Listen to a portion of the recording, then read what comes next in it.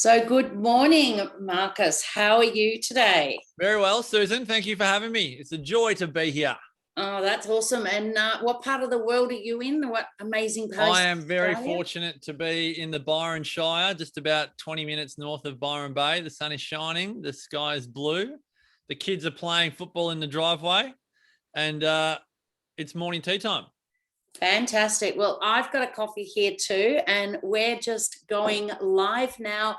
So thanks for those that are joining us, and a few may be watching this live now, and some may be watching this as a recording later. So we're going to have a great morning this morning, because I have one of our team has said one of their most proudest book, that they're really happy with how it all come together, and it's a definitely amazing read. So this morning we have Marcus Pearce, the amazing new author of The Exceptional Life, and make the rest of your life the best of your life, which is amazing. So Marcus, welcome this morning, and thanks for joining us and sharing with the people here today about your amazing book. And I just always like to ask, where did the book come from, and why did you write it? Thanks, Susan. Well, I never thought, it sounds so cliche, I never thought I would write a book, but I did I've always been a bookworm.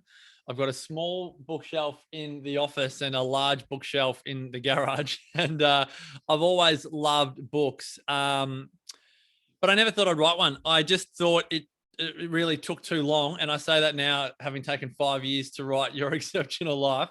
But I just had really an epiphany. I remember I was running a small mastermind event for 4 clients. It was called Wealth and Productivity Mastery, which was really a time and money weekend. And I did a goal setting workshop with them. And it was like, what do you want to achieve in the next 12 months? And people are like, I want to earn this amount, and I want to cut down to 10% body fat, and I want to, fall in love, and I want to, read, a book a week.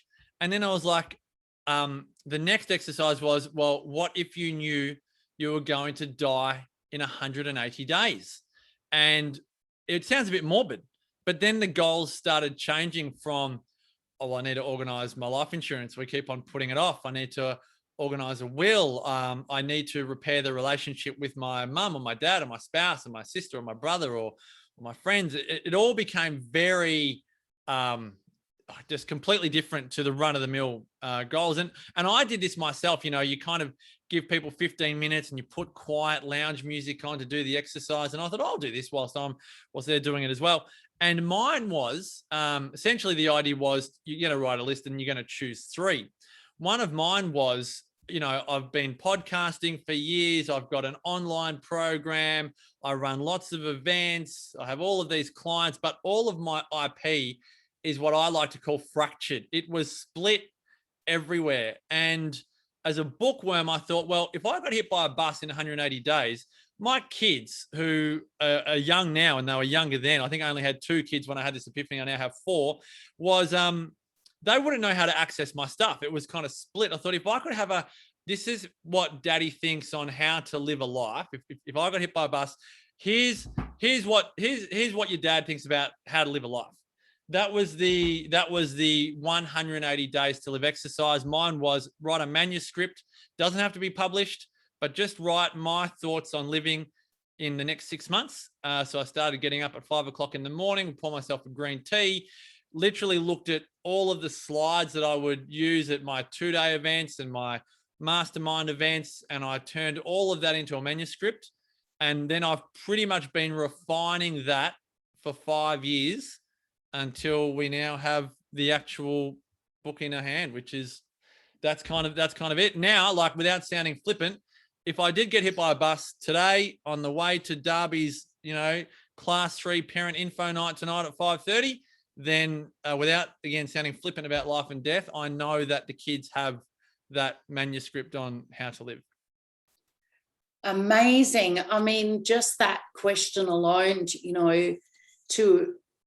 people talk about things that they want to achieve, bucket lists and things like that. But when you talk about stopping and going, if you only had this amount of days to live, there'd be so many things that become a higher priority than maybe going and jumping out of a plane or doing different things like that. So that's really an interesting question. And so, the book, why you've written it is really great. Can you try and, I know that it's a big book. It's a great big book. It's a good read. And it was so much bigger. It was so much bigger. Yes, we did do a bit of edits here and there. And have you seen this? The A4 edition, 125,000 words, which drove people batty. When I sent the beta readers about 8 to 10 friends or professional colleagues and clients, and it's so good to know what would not have been published. Susan, I did you a favor by sending it out before joining Dean Publishing, because it was an opus. It was wildly big. Well, yeah, we're very glad. It would have been looking like one of those the dictionaries that are out. Yeah, it was Harry Potter proportions. Yeah, people would have taken a lifetime to read it. Yeah, they would never have opened it. Let's be honest. They would never have opened it. But it is an amazing book, and it really is jam-packed with a lot. Can you, there is a lot, but can you sum up a little bit about what the book's about? Yeah, sure. So there are 8 ingredients to this. My whole epiphany in life was this exceptional life blueprint. Why do some people live exceptional lives? Why do some people settle for mediocrity or average in areas of life? So the book is, I won't move my camera down, but the book, this exceptional life blueprint, forms the organized structure of the book. It's separated into 8 ingredients: your life purpose or career, your movement, your social life, your nutrition, your family, your growth, your wealth, and your spirit, soul, and faith. The first 3 ingredients, your life purpose or career, your movement, and your social life, form your exceptional longevity. All of the exceptionals that I've interviewed that live a great long life, they do what they love and they love what they do. They move regularly and they have a great social community, and they love where they live.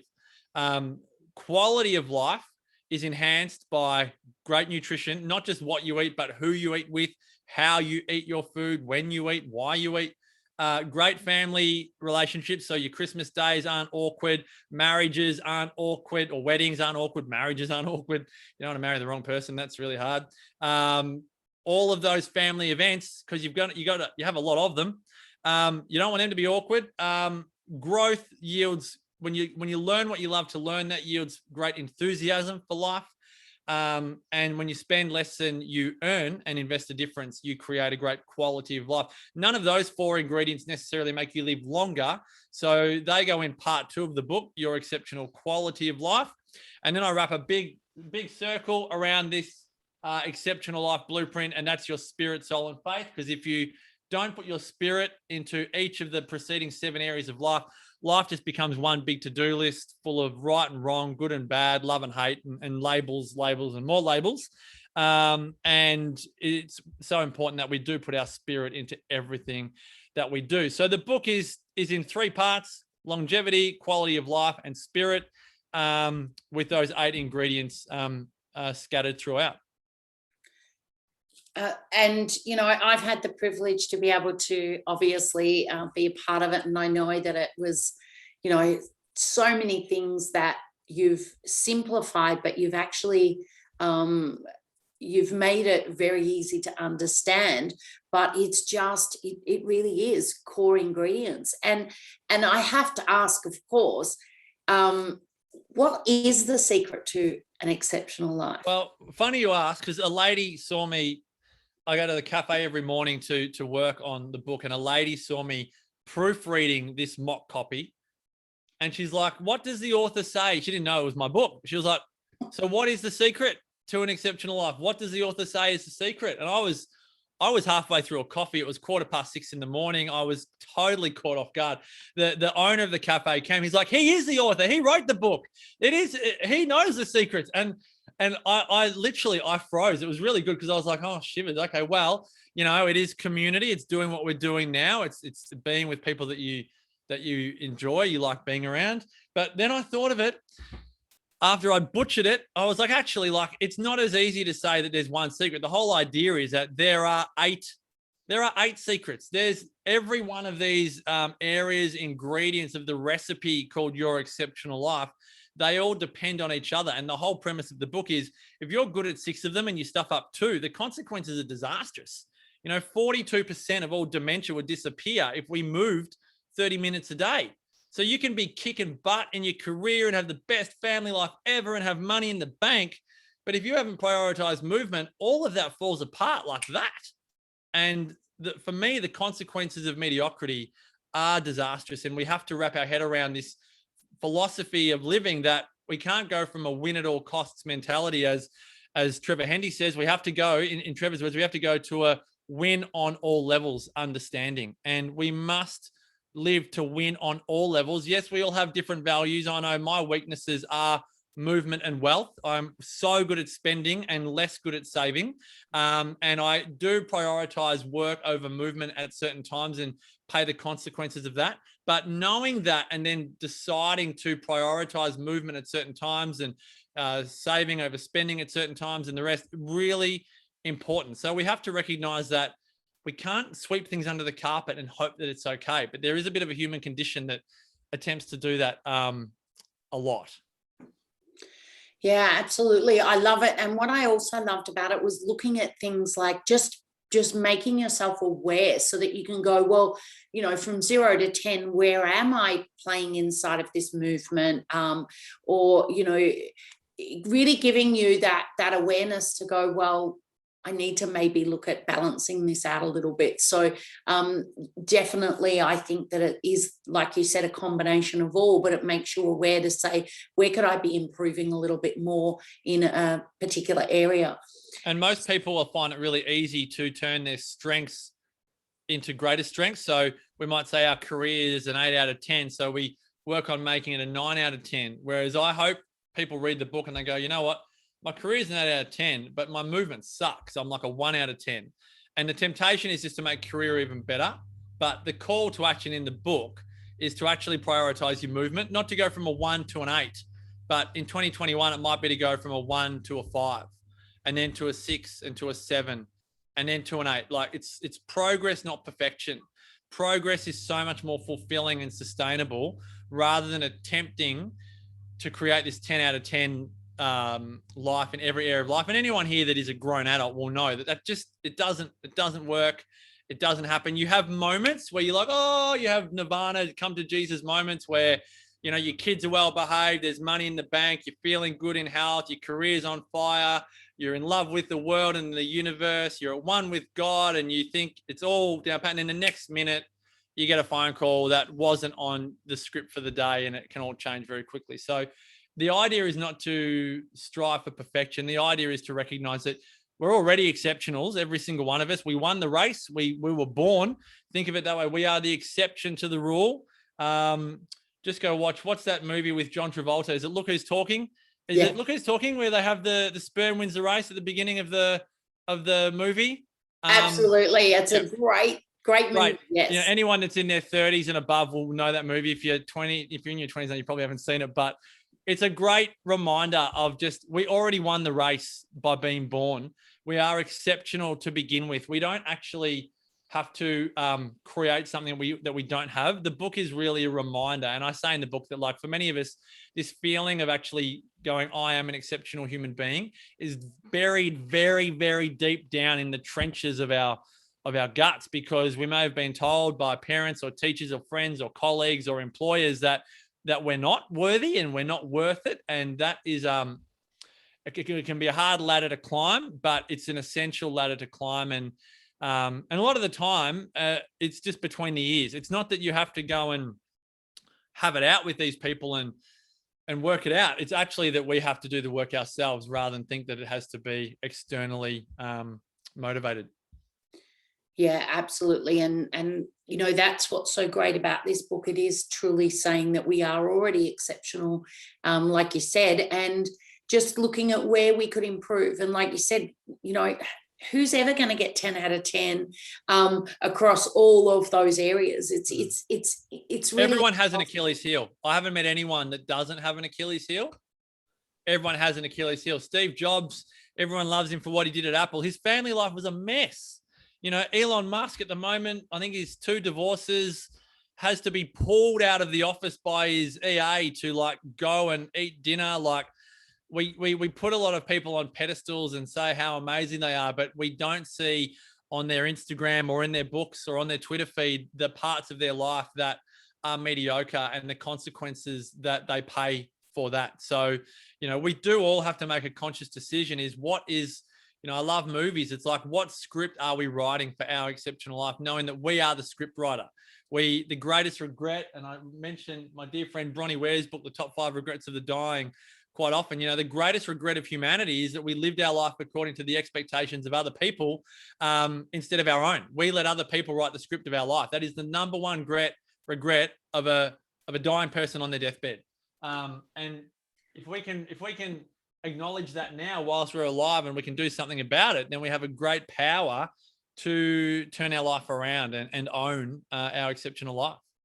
Exactly. And even for the younger ones that want to read this, what's so great is I think we realize that the older that we get, you know, you start to realize that you want to live the life that you want, not determined by that.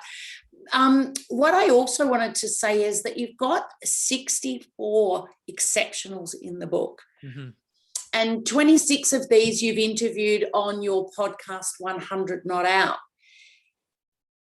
They share so much insights as well. But do you have a favourite? Oh, do you have a favourite child, Susan? No, I've already been asked this in my questions, and I said no, I don't have a favourite child because I don't. But one of them is going to make me a grandmother soon, so like she's favourite at the moment. my nana, Norma Anderson, who is one of the exceptionals in the book. She was 33 without children. Met my pa, who was grieving his wife's death, who died giving birth to the 10th child, my Auntie Christine. Annie Seymour, who I never met, hemorrhaged, giving birth to my Auntie Christine. My nana inherited 10 kids, had another 5, all of which, one of them being my mum. And I share in the book, I wouldn't be here if it wasn't for the death of Annie Seymour. So as hard as it is to say, thank you, Annie Seymour, for giving up your life so that 5 extra humans and their children could be born. But I asked my nana when I did her life memoirs, Nana, who do you have a favorite child? And you know, do you have a soft spot? She said, I don't, but if I had to give you an answer, it's the one who is ill or sick at the time. And I thought that's a really good answer, because when you have a child that's ill, they need you more than the children that are humming along. And having 4 kids, I often have to explain, look, just because your brother is ill doesn't mean, you know, you're not important, but I do need to give him more attention and love and care. So coming back to your question, I think the exceptionals that have had what I consider the toughest lives, I do have a little obsession with interviewing Holocaust survivors. I think because I've lived such a cushy, you know, white Australian life, you know, I don't want to say I've been far too privileged, but I have been extraordinarily privileged to live the life that I have lived. I haven't, touch wood, but you know, touch wood's not even the right thing, but I haven't gone through much trauma. You know, I haven't really gone through a trauma that would get any headlines of any cause, you know. So when I hear people that have got 2 feet on the ground, walking, working, living with a smile on their face, you know, Eddie JQ, the happiest man on earth, you know, I think we interviewed him when he was 95. He's a dear friend of mine. He lives in Sydney. He wrote a book when he was 100, became a bestseller. I remember him sending me a text message saying, I've just knocked Julia Gillard's book off the top of the charts. I'm like, Eddie, you're doing great things at 100. You know, he lost his entire family but his sister to the Nazis. I mean, it's just incomprehensible. You know, we whinge and moan, and I don't want to be flippant, but we talk about COVID. We'll go and interview a war survivor and listen to them talk about rations, and listen to them talk about, you know, humbug lollies being on rations, and imagine being a kid with lollies being on rations. You know, so we don't really know. I don't really know trauma in life. So to interview people that have experienced significant trauma and hear them come out the other side is absolutely inspiring. Schindler's List, Holocaust survivors, people that were sent by their parents. Like, imagine having a 1-year-old child that you sent off to a safe house in another country so that they weren't gassed and killed and maimed. Like, it just blows my mind. So they are the people that inspire me. Eddie JQ, even Sanduk Ruit, who has personally restored sight to over 130,000 human beings that had cataracts or some form of blindness that could be cured with his own hands. He grew up in a village in Nepal, at the foot of not Everest. What's the one that's, anyway, it's like the second highest mountain on the planet. There was no school in the village. His father and his grandfather saw how curious he was. He asked questions like, why does the lake, travel in that direction? And why does the leaves turn that color? And they couldn't comprehend his curiosity. So they sent him to a school. It was a 15-day walk away in Darjeeling, India, a walk. And he didn't see his family for 2 or 3 years because they couldn't walk the 15 days to go and pick him up. Like, it just blows your mind. And he became the first ophthalmologist, I think, definitely in his first medical doctor in his village, one of the few ophthalmologists in Nepal. Fred Hollows mentored him. Fred Hollows on his deathbed told him to build an intraocular lens in Nepal. So you've got this like developing nation building world-class materials. He reduced, that operation. We pay thousands of dollars and you can do it for literally $25 thanks to people like Sanduk Ruit. And anyway, I mean, I could bang on. I could go on and on and on, but there are too many to count. But yeah, they would be just a few. Yeah, and I love that. Like you said, whoever needs that attention. So it might be a favorite, but it's never a favorite all the time. No. And I totally hear what you're saying. It's like, I wonder how my dad went, being in the Vietnam War and even saving his ration chocolate, because there was no chocolate like the army chocolate that he'd bring home. But, I wonder what he'd say sometimes when we'd whinge because, we were cold or hungry or, and that was because dinner wasn't on the table on time, So I don't like my dinner. This isn't nice. Yeah. You kind of, I mean, I don't know if it's just that all children around the world do it, but you just want to blow up. Yeah. You really don't. You really wonder, don't you, with some of these people that have had real hard times, not what we consider hard times. Yeah. So I'd like to ask, this last question, and it already, I've read the book, and it's like I want to read it again. I want to jump on your 100 Not Out and listen to some of the other people, because I know that there's 26 out of the 64, like I said, that are on the podcast. So there's so much more in the book as well. But who's this book for, and what do you want this book to achieve? Well, it's a good question, because I used to think I was in the aging well space, and I'd go and do talks to people over 65 and they'd say, oh, that's nice, dear, but I'm too old to do anything that you're saying. So I realized very quickly that my market wasn't older people, even though I'm obsessed with making the rest of your life the best of your life. I realized very quickly that, people in their 20s are scared of turning 30. People in their 30s are scared of turning 40, and so on and so on and so on. So the book is timeless. The book can be read in 50 years from now and it will still apply. But the book can be read by anyone that, as cliche as it sounds, wants to make the rest of their life the best of their life. So I say, if you're in your 20s or your 30s or in your teenage years, it's an exceptional life design book. I want to design my life consciously, which for me, that was definitely my 20s and 30s. It's like, right, I want to live life on my terms. How do I want to do it? What type of work do I want? What are my favorite ways to move my body? What are my friends like? Who are the top 5 people I hang around? Do they get ticks or crosses? How do I change that? What's my diet like? How do I improve it? You kind of go ahead and you design each ingredient to make this recipe called Your Exceptional Life. If you're in your 40s or 50s, you do begin to wonder, like, have I lived the glory years? Are my best years behind me? Is it all downhill from here? This is a question. Everyone gives me this nervous giggle when I say that, but I know, being 39 now and having interviewed hundreds of people and just having friends and family around it, living this on a daily basis, people go, people resort back to teenage behavior. I'm turning 40 this year. I know people resort back to teenage or mid-20s behavior at 40th and 50th because they haven't regulated their life to be 40 or 50. And I won't go into the details, but anyone that can read between the lines knows what I'm getting at here. So in your 40s and 50s, it's my best years behind me. The book answers that quite clearly to go, if you're ready to live your exceptional life, your best years aren't behind you. You can, and you have the opportunity to make the rest of your life the best of your life, like the best, not the same as the best part of your life.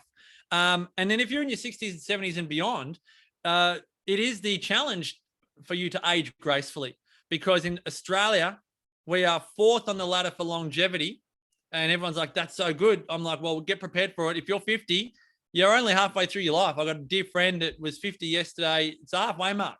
It's not the downhill slope, because that's what a lot of people are like. It's like, I've reached the top now. Now I'm going downhill. Absolutely not. You want to learn how to age gracefully, because when you hit 50, mortality's staring you in your face. You got parents that could be dying. You got parents that could have chronic diseases that they could be having 18 pills a day for the next 10 or 20 years, and their quality of life goes down, because whilst we might be 4th in Australia for longevity, length of life, our quality of life sucks. We go down to 15th on the ladder, and I share this in the book. We go down to 15th on the ladder for quality of life. We average 11 terrible years of lowered quality of life, and we die at 83 on average. Who would want to be alive for 11 sucky years to go on a slow decline? It sounds punishing. And we don't want that. So if you're in your 60s or 70s and you're approaching that 72 where you're feeling pretty good, and then you get a chronic diagnosis, whether it's dementia, diabetes, whether it's a slow growing cancer, where diagnosis to death can be 5 to 10 years. Anyone here that is in that phase of life knows there are so many conditions that you can be diagnosed with that can put you on a litany of medication. Medication will no doubt contribute to your longevity, but will it contribute to your quality of life? And they're the questions that we want to ask for ourselves. I'm a firstborn, fiercely independent Leo. I definitely want to live life on my own terms for as long as I can. And I want to have quality of life like many longevity cultures do. They might have 2 days, 2 weeks, maybe 2 months of lowered quality of life. And for that, I mean lying in bed with their family all around them. They're probably still having a cheeky scotch and a glass of wine, but they're doing it with a smile on their face. They're just not going out to the friend's house. They're more just having their friends and family come and visit them. So, that's the life I would love people to want to live. Whether they choose to or not is up to them. But that's the picture that the book paints, and it's the opportunity that the message of the book presents. Absolutely. And look, we've shared a lot here today, and I know that, for the listeners here now and later, we've got Marcus is doing an exceptional thing, and he is offering the book for under $5, like $4.99. Yes. Crazy it is, yeah. Just for the next, say, 24 hours. So if you want to get the ebook, and you want to get it now, jump on. The link will be in the comments. You can jump on and grab your book for less than really a cup of coffee these days. Get the book. You can read it on your devices. So it is just the ebook launch at the moment. And, if go through, read it, put some reviews out there if you think that it's great, so that others can learn about this, and let's all create, our exceptional life. I know I'm in the second half now, over the 50 mark. So for me, it really is about being conscious about the different areas, which, I definitely am. And this read only enhances that even more. So for anyone that wants to take advantage of this, next few days sale, jump on $4.99. You can grab it on Amazon now and read it on your favorite device. And I just want to say thank you for choosing us at Dean Publishing to publish a book. It's a book that we're very proud of, as well, that we've been able to work with you on, and something that we know, like with all our books, that are such great reads, that I believe everyone needs to grab a copy of this book. And like I said, who doesn't want to live the rest of their life as the best of their life and live an exceptional life? So thanks so much. Is there anything, last parting words that you want to say to our viewers here today? Oh, well, actually, it's just about what you said about the publishing game more than anything, because I was, and this is for anyone that is ever thinking of writing a book, I definitely thought I would do this all by myself. Again, terrible firstborn independent Leo child, just doesn't need any help. And then I recognized very quickly, I have a number of friends who are either published authors with Hay House or Wiley and other big mobs, and then a lot of authors that have done it themselves.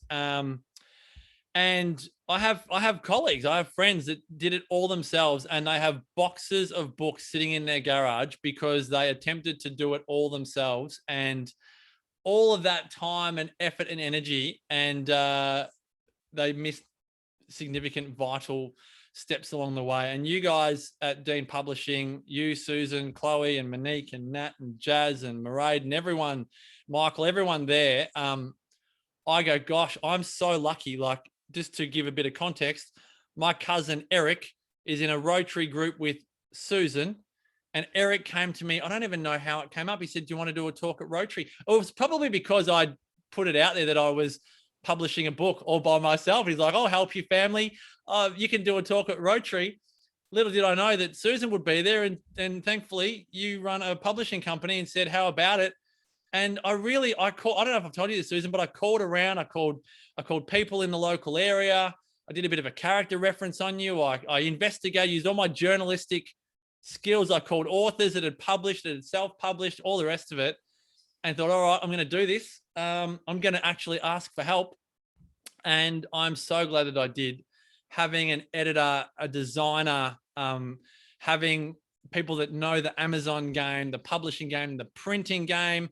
I wanted to print at McPherson's because I wanted to keep the money in the local economy in Maryborough. And you're like, yep, we know McPherson's. We do, like, having everything in one phone number, one location, one team of people has been an absolute godsend. And I could not imagine it doing it the way that I originally thought, having a number of different contractors and in all different countries of the world and trying to navigate that. Oh, just shoot me now. So thank you for just the team that you've created, and you've over delivered.